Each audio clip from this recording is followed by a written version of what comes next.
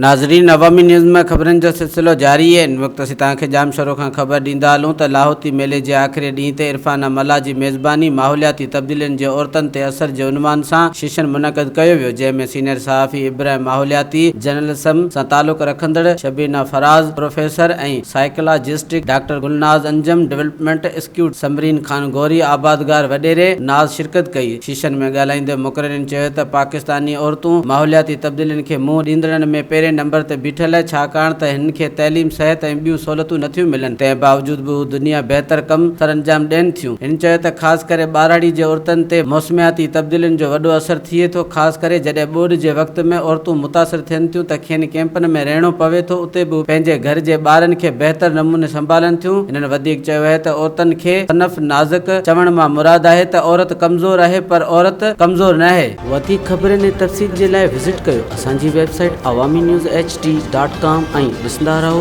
Awami news HD।